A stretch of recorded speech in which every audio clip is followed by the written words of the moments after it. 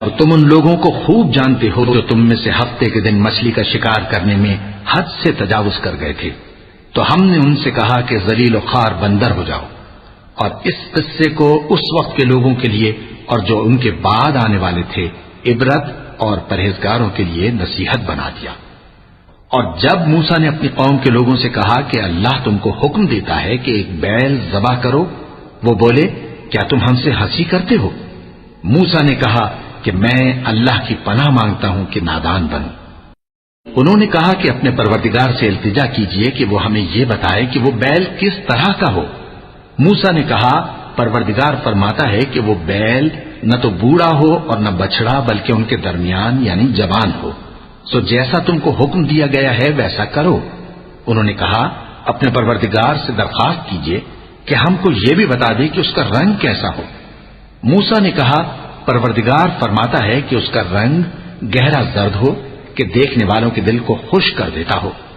انہوں نے کہا اب کے پروردگار سے پھر درخواست کیجئے کہ ہم کو بتا دے کہ وہ اور کس کس طرح کا ہو، کیونکہ بہت سے بیل ہمیں ایک دوسرے کے مشابہ معلوم ہوتے ہیں، اور اللہ نے چاہا تو ہمیں ٹھیک بات معلوم ہو جائے گی۔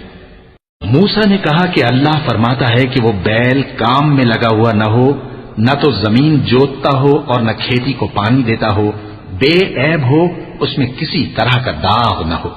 کہنے لگے اب تم نے سب باتیں درست بتا دی۔ غرض بڑی مشکل سے انہوں نے اس بیل کو ذبح کیا، جبکہ وہ ایسا کرنے والے لگتے نہ تھے۔ اور جب تم نے ایک شخص کو قتل کیا تو اس میں باہم جھگڑنے لگے، حالانکہ جو بات تم چھپا رہے تھے اللہ اس کو ظاہر کرنے والا تھا۔